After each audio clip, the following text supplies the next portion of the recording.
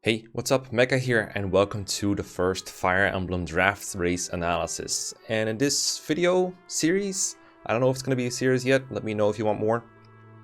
I'm going to be analyzing the draft races that I did, and the strategies I used, the planning I did, the ideas I had during the race and beforehand, and just kind of give you some insight into what I was thinking, because the draft races are races where I'm on stream with like 3 other people, maybe 4 other people, and there's a lot going on at the time, so I can't really commentate my gameplay the way I usually do in Let's Plays, and I also don't want to give away any of my strategies to my fellow players. So if I'm thinking stuff, I don't want to say it out loud in those, and that's kind of what I'm used to. So I want to use this video to give some insight into the way I prepared for the FE12 Draft Race. I'm considering also recording a clean race of FE12, like just play with the team I drafted, and you know, record some commentary over that, kind of like I did for the speed round of 3 houses, that kind of style, if you know that, like the Crimson Flower New Game Plus kind of thing. And that way you understand like the way my mind works for these. So in case you're unfamiliar, we raced FE12 New Mystery, the game that I recently filled an Iron Man at, and yeah, I draft raced with Tippin Skills, Justin, and Castle345, and dondon came in later to trash us. More on that later. Now, Tippin, Justin, and Castle were all somewhat unfamiliar with FE12. They tried their best to prepare, they really did, but FE12 is a very difficult game to learn, especially on a short term. It wasn't my idea to play it. Castle challenged me to one of these, and we pinned the dates, and this is what we ended up with. But I might have over-prepared for it a little bit. So as a result, I finished first out of these 4. dondon actually ended up competing. Like we kind of pretended he came in halfway through the drafting. And we're like, well, you're late. You can't draft units now, so you just have to play with free units. So he played with all the free units that everyone can use, and only those. And he beat everyone. He got a faster time than everyone else. dondon won in about 3 hours, I think. I won in 4. And then it took a while for everyone else to finish. Castle had to drop out due to technical problems. Tippin and Justin ended up actually having a very close race. They were at the last chapter at the same moment. They were neck and neck the whole time. Tippin ended up slightly behind Justin, but it was like within like maybe 10 or 15 minutes, and then he finished as well. So Justin got like 3rd place, and then Tippin got 4th place. That's kind of how it went. So yeah, let me go over my drafting strategy. So the first couple rounds are the most important ones, especially the round 1 pick is the most important one.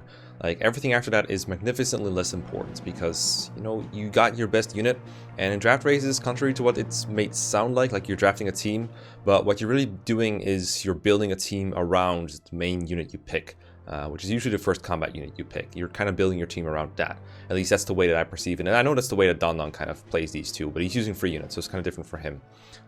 So real quick about the free units before I forget, these are the units that everyone can use regardless of penalties. So everyone's allowed to use Marth, Chris, Aaron, Ricard, even though he's irrelevant, and Fina.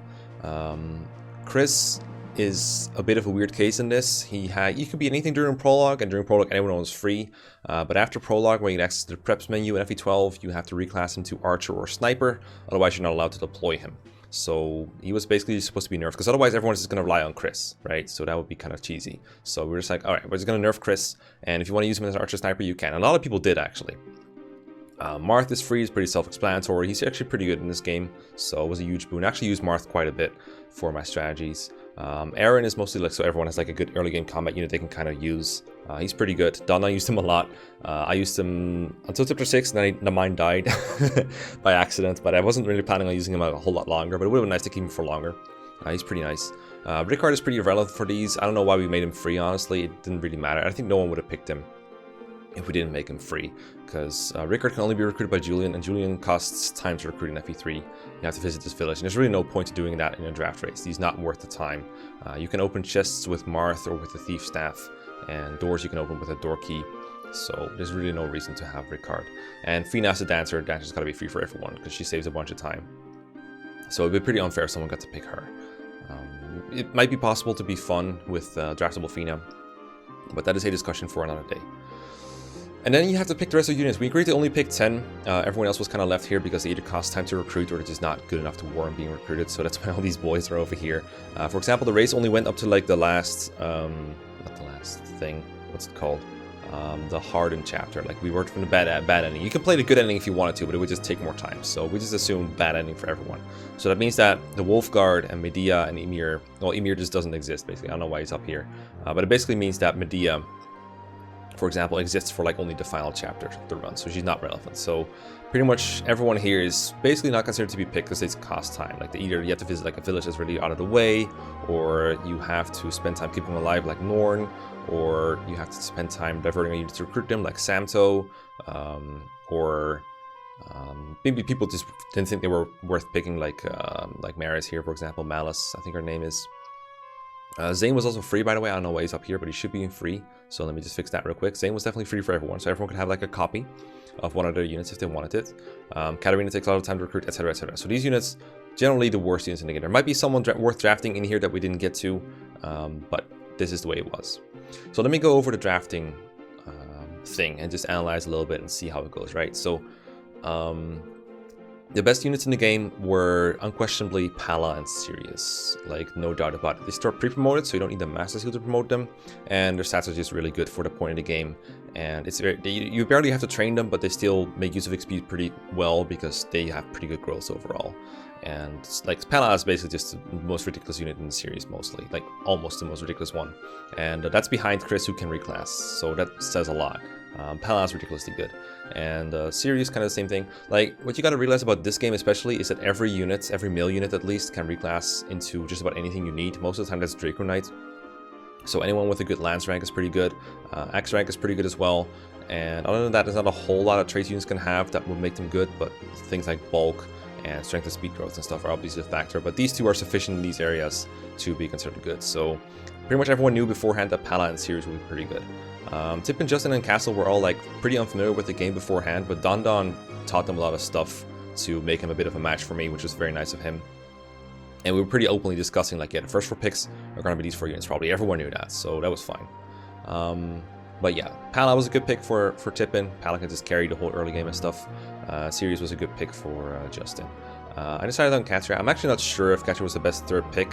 I talked with Dondon a bit beforehand, and we actually weren't sure if Katria was actually all around better than Draug. I think we knew that, like, initially I thought it would be Pala, Sirius, Katria, Sita, but after looking at their stats a little bit, I think Draug was actually better than Sita all around. So it's a good idea by Castle to pick Draug in the 1st round. I do agree with that.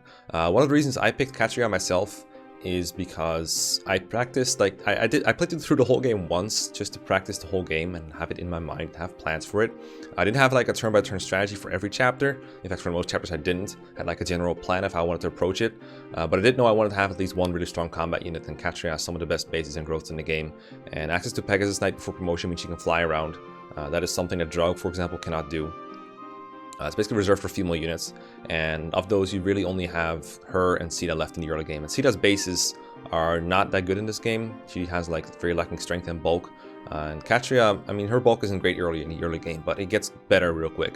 Sita will always remain somewhat deficient in strength and defense, so I thought Katria was the best pick. I didn't actually like use her a whole lot for combat until like chapter 5, 6. That's when I really started training her, because in the early game I actually cared a lot out with Marth. I actually assumed I was going to have to train Marth because the most important thing for draft races, in my opinion, besides the fact that you need like a really good main combat unit carry, which is what Katria was for me, it's also really important that your moves are easy, that you have a plan for every chapter, that you don't have to think, because thinking takes a lot of time. And even though it's a strategy game, you don't want to spend time thinking. You want to spend time moving units around, preferably as few units as possible. So I was actually planning the whole game around Katria just being my main combat carry, and everyone else is kind of supporting her.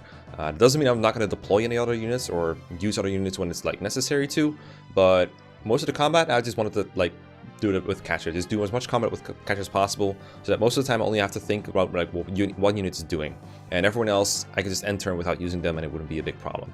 And the other reason this is important is because it lets a unit snowball out of control, and it lets you think less about how to approach enemies, because you can either, like, imagine you have like a certain amount of XP to divide over all your units. If you put it all into one unit, they will trivialize the game. They will be able to beat down any enemy that they can get their hands on as long as they get closer to them. So you don't have to think at all. If you have 2 units that are both significantly weaker, then you have to think about how they approach enemies, and that costs a lot of time. And in addition, you're also moving 2 separate units. You have to think about where you move them and stuff. So the less units you're using at a time, the better. And I'm not sure if Tippin and friends understood this very well. I know it's not their first draft race. I know it was for Justin, but it wasn't for Tippin and Castle. But it's definitely going to be common knowledge now because I'm saying it out loud. And I mean, we discussed it elaborately. Like, have a unit that can trivialize a lot of like big groups of enemies is going to be important. And FE12 enemies, even on hard 1, which is difficult to be played on, the enemies are still pretty strong. Like Katria and Sirius and Pala, they can still die if you're not being careless. So it was more important than ever to have someone that can mostly carry the enemies. Like things like the fire dragons in Henri's Way.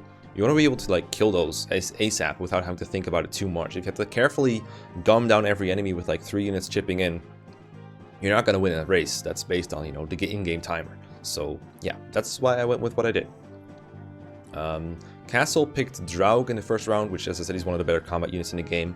The big thing about Draug compared to other units is he's got a lot of strength and speed going on at the start, so he can actually one-out units at base, especially in hard 1. I think he does have to go Pirate in the early game or Cavalier, which is not as great as being able to fly around, but it still gets the job done. You can train him. The one big drawback that I had to Draug, which is why I was hoping I wouldn't have to pick him to stay competitive, is I just wasn't sure how to train him exactly. Like my chapter 1 strategy in FE12, for example, was based around training Marth, just using Marth to kill everything to like power level him up really quickly. For the same reason, just have him be able to like decimate enemies quickly without having to think. Well, it's just very huge for me. So if I had to divide my XP between him and like between Marth and Draug, I'd be really annoyed. So kind of glad I didn't have to deal with that. I could just wait until I got Katria in chapter 2, and Katria could just get XP on her own. She doesn't need to like rely on Marth. She has access to places that Marth doesn't get to go to. And I knew how to train Katria. I wasn't sure how to train Draug. Like his bulk is significantly worse because he has worse bases all around in that case. Worse growth as well, I do believe. Like Katria's is better in bulk. It's weird because Draug is an armor knight, but when you reclass him to something else, that really shows. So yeah, glad I didn't have to deal with Draug, just use Katria. I didn't practice with Pala series because I thought the odds of me getting them was pretty low, and if I did get them, they were like easy enough to use. So I kind of banked on Katria there. I also did a lot of practice with, assuming I got Sita, and there was like one, I think Wendell was the unit I practiced with a lot, so like with those two. So that's what I was kind of sure of. But these are like 2 units that I thought were like not the most optimal picks for a combat unit and a staff user respectively. So that way I was more prepared if I got like an easier to use staff user. I'll get into our staff users later. So yeah, Castle picked Draug, and then to my surprise he picked Luke. Now this surprisingly, this is not going to be a video where I roast Castle. I do that plenty of times. But I was pretty confused by the Luke pick because, like I said, you don't want to divide your experience, and Draug and Luke both are units that join early, which, you know, it's helpful most of the time, but if you have to like train them up both, that's going to be really hard.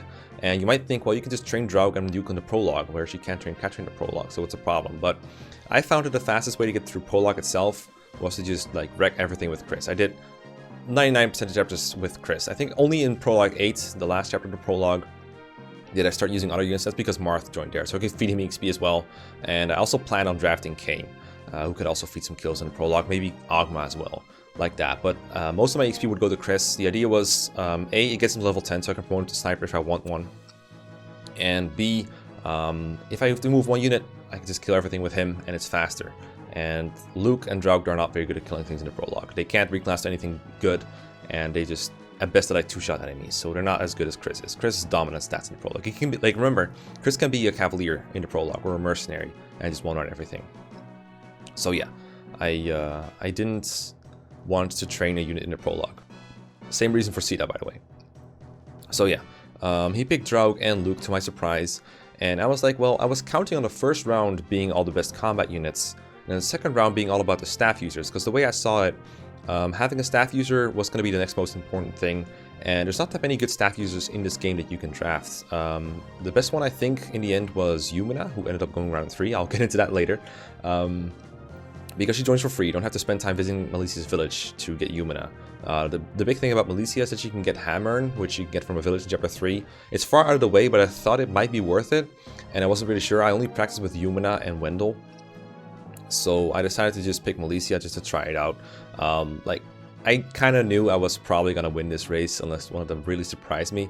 I wasn't completely sure about Justin of Tapin, but I knew from watching Castle for a little bit that he didn't have as much of a grip on the game as I thought I did after practicing it once. So I was fairly confident I was going to win. I was actually mostly playing this to beat dondon because I was really curious what he had planned. He had the whole game planned out with just the free units, and I was really curious if I could see if I could beat him with my drafted picks. But I was fairly sure I probably wasn't gonna, because he knows the game even better than I do. And I was curious. But yeah, I ended up picking Militia. Kind of a regret, actually, because visiting the village took a bit of time, which I was okay with.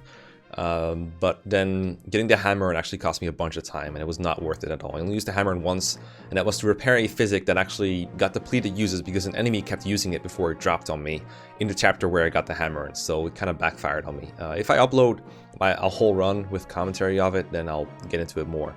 But basically, this is one of my bigger regrets. I should have just picked Yumina and be done with it.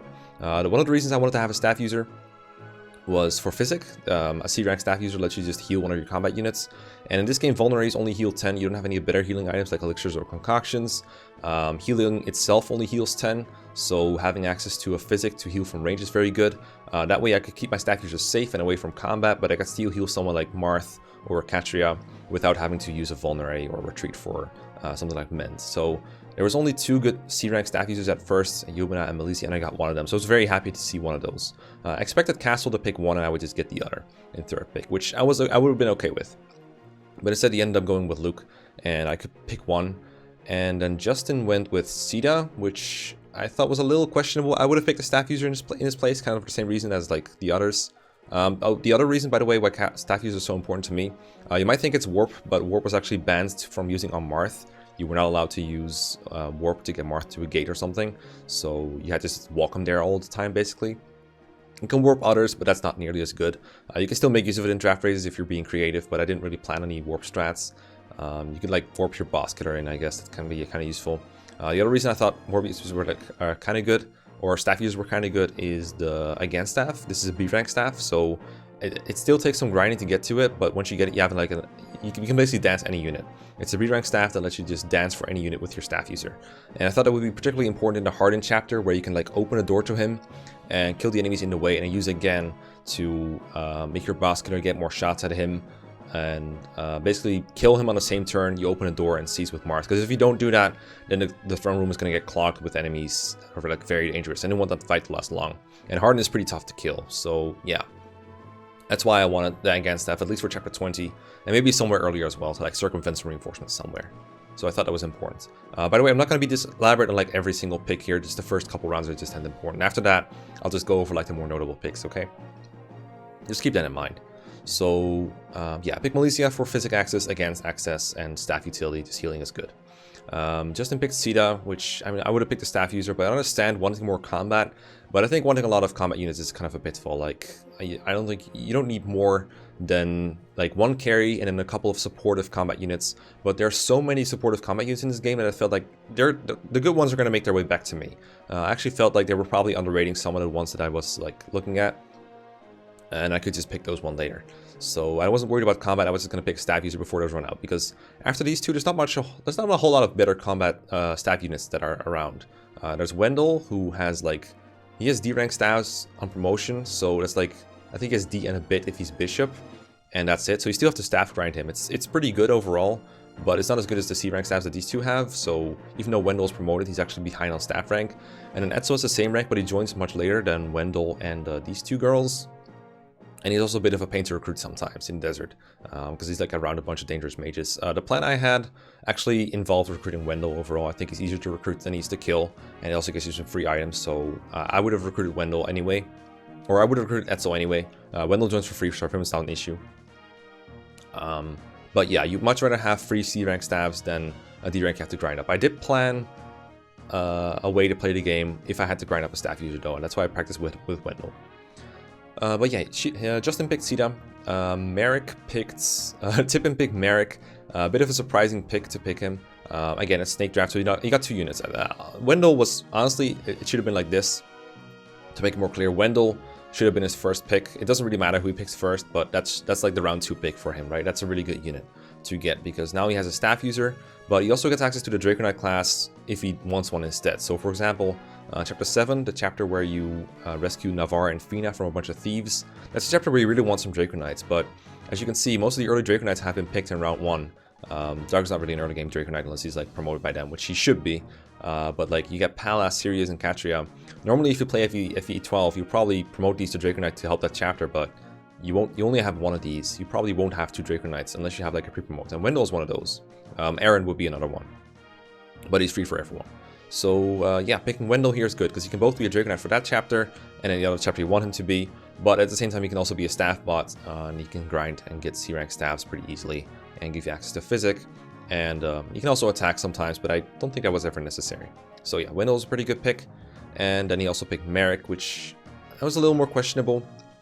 But at least he had the staff user and the combat user, so I wasn't too worried about tipping. Like I wasn't too worried for him, I should say. Like I thought it was an okay pick. Merrick isn't available very early, but the good thing about Merrick at least is that he can just instantly promote because he joins at level 10. And you can use Excalibur and you can heal people if you want to. And he can be an okay combat unit. I think there might have been, I think I would have preferred to pick, like in my spot in round 3, I was definitely gunning for someone like Kane or maybe George or basically those, maybe Belf or Lion if you're really into that, but you can wait a couple rounds with those two. You could have picked someone like Edsel to really deny other staff users. You could have picked Yumina actually to have a better staff user and have a Draco Knight in Wendell to really deny that to other players. Like that way he denies both Justin and Castle a good staff user. So that would have been pretty good as well. I don't hate the Merrick pick that much, but I think there would have been better picks. But because he has Pala and Wendell, I still think his team is fine overall at this point. And like I said, the first rounds are like super important. At this point, it's going to get much less important. Justin picks Cecil, which I don't really like Cecil too much in the draft race because she, kind of like Luke, she just requires a lot of early game EXP to remain viable. I do think you need someone like Cecil at some point to help you get like side objectives. For example, later on I picked some units that joined early just for the purpose of picking up the physics staff and dying. Someone like Cecil is great for that, and also she can request the Pegasus Knight and help you find items in the desert and stuff, if that's what you're into. But overall, I don't think she does a whole lot unless you give her a bunch of XP. But since you already have Sirius and Sita, both of whom want combat XP, I would have just gone with a staff user instead. Like at this point, Yumina was still free, so there's no reason not to pick Yumina here. But Justin realizes that.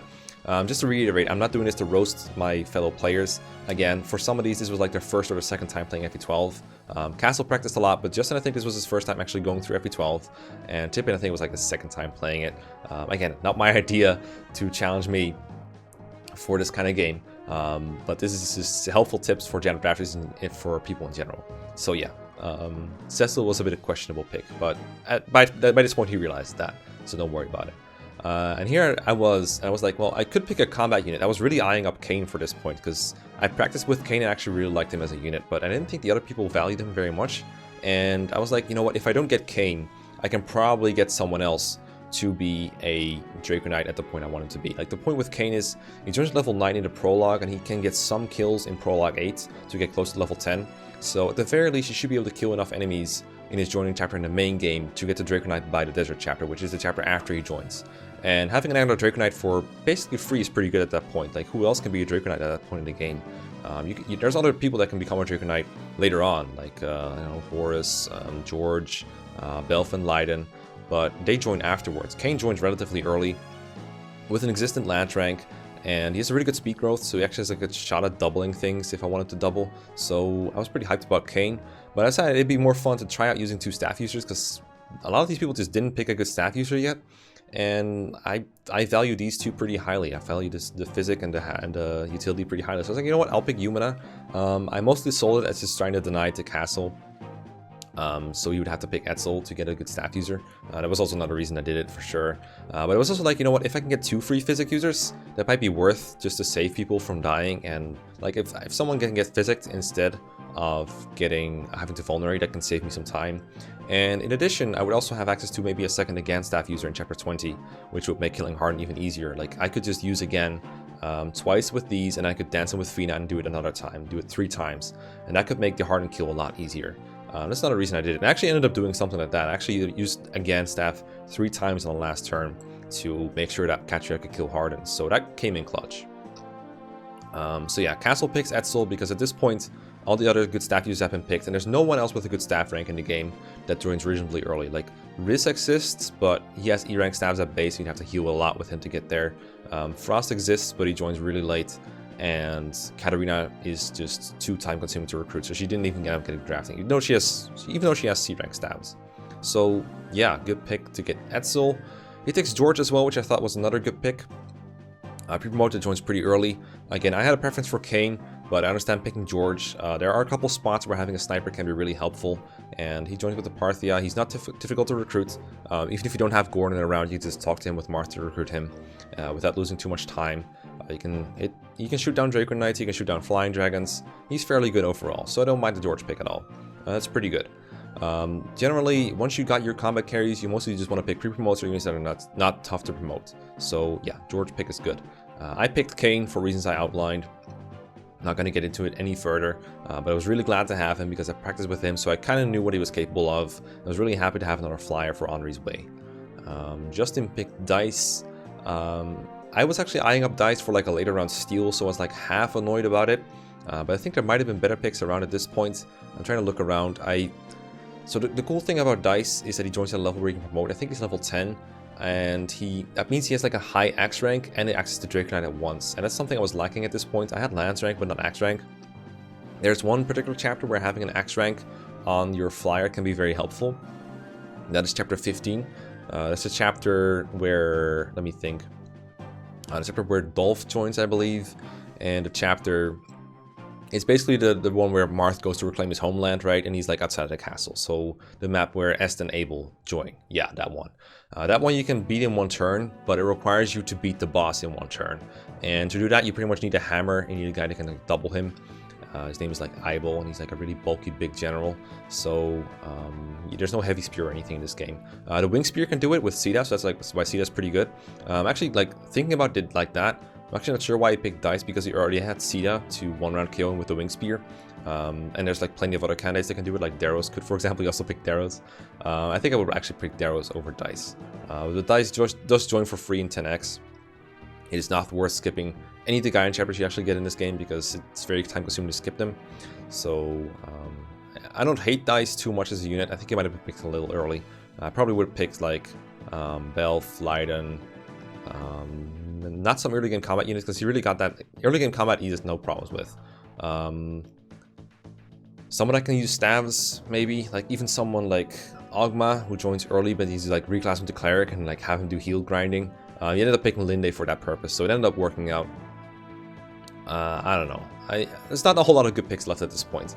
I just thought it might be a little early for Dice, but actually I have trouble coming up with alternatives. So yeah, there you go. Tippin picked Roderick, or Rhodey. Not a super big fan of Rhodey for the same reasons as Luke and Draug, and well, Luke mostly and Cecil, but he exists early on, I guess. But he also picked Leiden, which I think was a good pick. I think this is Leiden, yeah, because I picked Belf. I have trouble telling them apart. You can't blame me for that. So yeah, it's an okay pick. I probably would have picked at least one of those, so I agree with him picking this one. I agree with him picking Leiden because, you know, easy promotion. In Henri's Way gives you an extra Dragon Pike to fight dragons with. That's pretty nice. I probably would have taken like Daros and Leiden maybe, or Belf and Leiden, or maybe Ogma and Leiden. Just one of those, I think, but that's my personal preference. I don't think Rhodey does very much for him at this point. It is nice to have like one early character that can help you out with like getting the physics staff, or a bit of combat if you like ever need it.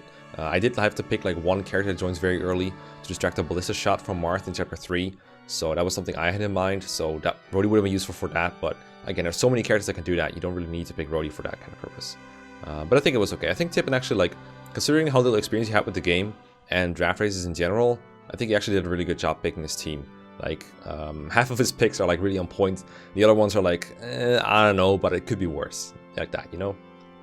So yeah, then Justin picked Daros, and he's fairly easy to recruit in Henri's Way. I think it's like the safest thing to do is recruit Daros, and he's helpful in that chapter itself, so I don't mind a Daros pick too much. He's a pre-promotes, and that alone is pretty helpful at this point, because you don't want to train more units than you have, right? So Daros is a pretty good pick. I picked Belf because, again, Dragon Pike is pretty helpful, and he's got pretty good bases. Leiden and Belf both have pretty good bases. Donna used them a lot in 0% growth, so that alone tells you how good they are, and that's really the only reason I picked him. I was pretty surprised that Horus was still around. I don't know why no one picked him, but because Tippin took Leiden, I thought it might be time to pick Belf. and just roll with it. And I was hoping Horus would just kind of go on a radar, which he did. So that kind of worked out. But maybe Horus would have been a better pick at this point, because he joins promoted a couple chapters earlier, but his stats are also a bit worse. Castle picked Reese. I don't know about this one. At this point, there's not a whole lot of good picks left. I think we weren't really memeing, but we were definitely like, at this point the draft becomes almost irrelevant. There was actually a couple characters left, and I was very surprised to see still here. But most of the characters that were picked are like kind of whatever. Like Riss is like no staff rank to speak of, but he took him anyway. Gordon joins early, but again, he doesn't really do very much besides consuming XP.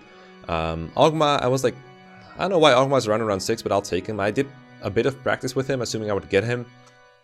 The thing about Ogma is you can use the Armor Slayer base, even when reclassed to a Cavalier, so that's pretty useful in Chapter 6, where there's a lot of Armor Knights. So that's why I picked him, and not a whole lot of reasons besides that. Like, he joins early, and with a reasonably high level. I thought I might be able to get into level 10, run into Draco Knight. That never ended up panning out. Like, by the time I wanted that, I didn't have him high enough. He was like level 8 or something, and I tried feeding him some kills, but it never got there. And I ended up drafting enough people that I could reclass to Draco Knight that I didn't really need him, so I ended up benching him for most of the playthrough. But, you know, it was nice to have him around. Justin picked Linde because he wanted to have a healer. Healers don't really need a whole lot of magic in this game to be effective. Like, even Yumina and Malaysia only heal for, what is it, like 12 HP maybe at base. So Linde, like, you don't really need magic to heal a whole lot, because like Ogma, if he's a staff user, for example, with his 0 magic, he's gonna heal like 10, so it's almost the same thing. But he did want Linde, and we did end up helping him a bit with this pick. I actually don't mind it too much. She can Nosferatu tank, which is brainless, so that's always good for draft races. If it's brainless, it's good. It's the same reason why Oswin is a good pick in FE7, even though he's an Armor Knight. He can just march through the game without having to think about anything, and that's good. So Nosferatu tanking with Linde is kind of viable. Aura bombing, again, it doesn't require a whole lot of thought, just does a lot of damage. So I don't mind this pick too much. Linde is pretty alright. Tippin ended up picking Frost, who is like, he joins too late to be super impactful. Like, if he joined with a higher staff rank or a bit earlier, then maybe you can pick up the advanced staff, but he joins with C rank in like chapter 18, so that's a bit too late to do anything but physical and warp, but still probably more helpful than the combat units. Again, I was still surprised to see Horus to stick around, like a free promote that joins in chapter 10x, that's pretty good.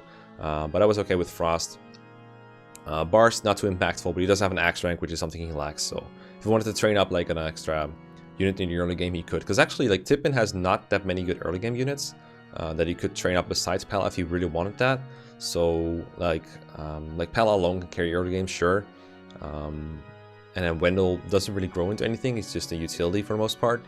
And then other than that, like Roderick isn't very good to train, so Bars is like a better long-term unit almost. You can like use hammers and stuff. Alternatively, you can like use the arm scrolls to get your Draco Knight main carry to C rank axes, which is what I did with Katrina actually. I picked up both arm scrolls and had to use the hammer on the chapter 15 boss. But if you're not planning on doing that, then Bars could stand in as like a good axe user. So again, I was okay with this one. I don't think Tippin did it for these reasons. I think it was kind of guessing. But that's like, that would be my mentality going into it.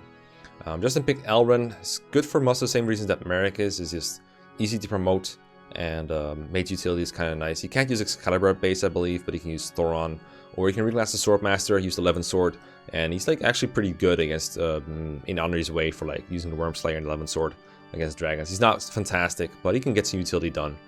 We ended up helping Justin quite a bit through the draft just to give him some ideas, but like, because late game is like, just whatever. I picked Horus finally. He made it back to me somehow. I'll get into guidance a little bit.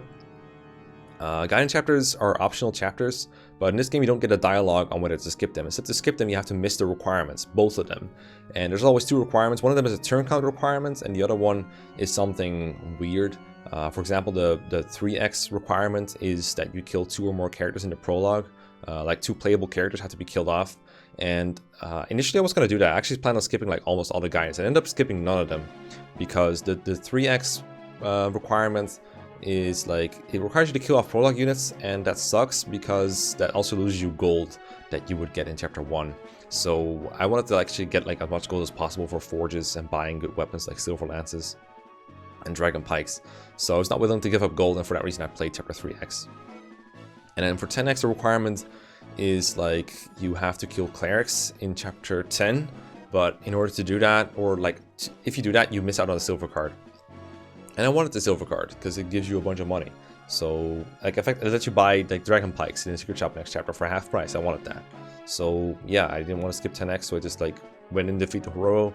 And my plan was basically like, I'll use one unit to block off Horus from dying from the enemy Ororos, and I'll use Marth to kill the real Roro. It's pretty quick. It's like a 2-minute chapter at max, maybe 1 minute. So yeah, I didn't mind Horus too much, and it wasn't like I was never gonna skip that chapter anyway. Yeah. Also about ending turns, it's not that it doesn't take that much time to end turn spam to get through a chapter without getting the Gaiden, but the additional requirement usually just takes too much. So yeah, skipping Gaiden is not worth it. Horus is definitely worth it. At this point, Castle kind of started memeing because we were kind of out of good picks, so we picked like Dolph and Roger. Actually, I eyed up Roger as like a steal pick for late game, because like later in the rounds, because his bases are actually like really good. But he just takes time to recruit because you have to get Sita to him, and none of us drafted Sita besides Justin, so it would be kind of tricky to do that. I did practice with Sita, and when she's promoted, you can recruit him turn 1, but if not, then it's kind of tricky to do. But he joins at level 8, so only 2 levels from promotion. Kind of tricky to get him there because that's like kind of the last chapter when to be unpromoted for, if any. So he's not great. But I was like, you know what, it could be interesting. But I think I had combat covered at this point. I had Katria for most of it, Kane and Belf, and then maybe Ogma, and then definitely Horus as stand-ins. I had more than enough combat, so I wasn't too worried about it. But yeah, Castle picked Roger. I picked Ryan because at this point I need the characters to get the Chapter 7 Physic. Chapter 7 is that chapter where you're saving Navarre and Fina, and there's a cave near your starting point that you can get to. If you step on that cave, you pick up a Physic. The problem is, I didn't want to dedicate real units like Katria to doing that. I wanted to go and help Navarre and Fina out with the thieves and make sure Marth could seize ASAP. So if I'm going to pick up that Physic, I want to use some other units. So what I would do is I would take 2 drafted units, reclass one to Mercenary, the other one to Cavalier, and use the Cavalier to bait the dragon away, and use the Mercenary to pick up the cave, because Cavaliers cannot go in its cave tower. It's like a mountain tower or something, so that's why I wanted 2 units. So I just picked 2 units that I knew would work, Ryan here and then Ubello later.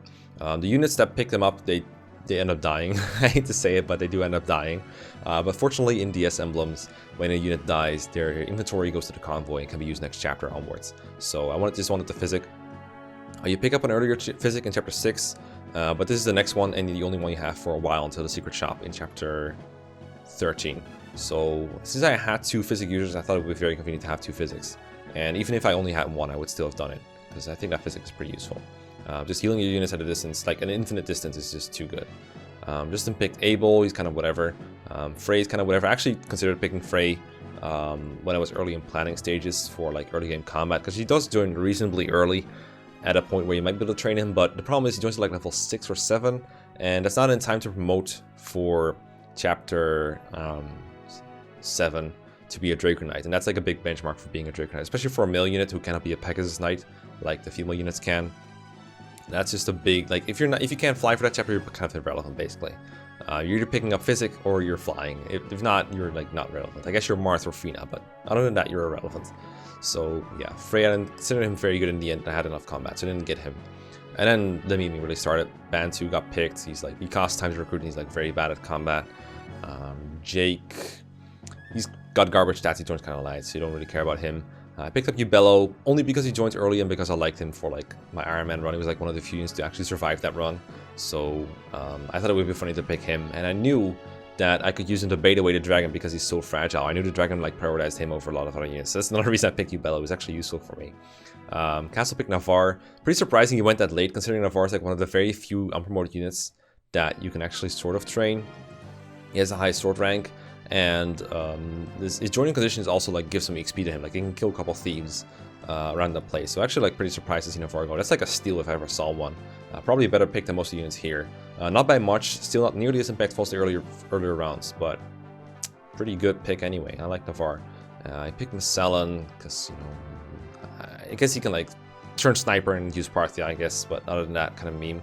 Castle literally picked 4 armor knights in this whole draft. He picked Draug, Dolph, Roger, and Magellan. The only one he didn't get is Horus, I think. So that's kind of good. I picked Rad Quetz for the memes. I pretty much had my team complete at this point. I don't think any of the characters here would have really helped me.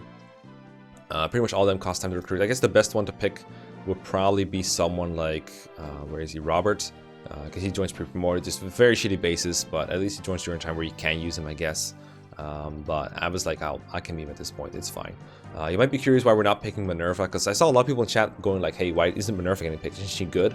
Yes, she is, but you have to walk Marth to her village, and in order to get to her, it's like walk past the Seize point, get Minerva, and then walk back. And none of us were up for that, apparently.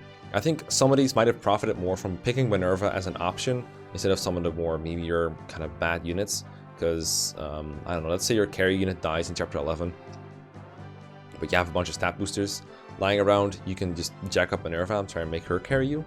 So that could work, I guess.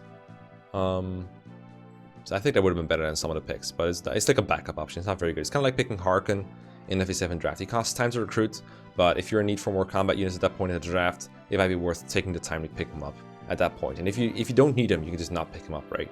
It's not like someone like Jake is going to help you a whole lot. But yeah, people wanted the meme, so instead we got Bantu, and we got Mathis moments, and then Justin picked Nagi, who doesn't even exist in the game before Harden. So yeah, at this point we were just memeing. But yeah, that's the draft. That's my analysis of it. If I remember, if I can do it, I'm gonna put some of my gameplay in the bottom right, and I plan to analyze that somehow. But it's gonna be like a 3 to 4 hour like playthrough at the very least, if everything goes right. I'm not sure how I'm gonna commentate that. I might divide it in parts, might make like a series out of it. Let me know if you're interested in that or not. Let me know that as well. I thought it would be fun to analyze a draft race, draft like this, and go over my thoughts. And hopefully this will inspire you to do some draft races of your own, because they're actually pretty inspiring. Even though you usually end up using only one unit for most of the combat, which is optimal. This is definitely the way to beat your friends in draft races if they haven't figured it out. But it's still a pretty interesting exercise in like thinking what will make it back to you and how you can like support your main units and stuff. Yeah, that's it. Have fun. See you next time, and watch the next draft race if you haven't already, because they're super fun. Peace out.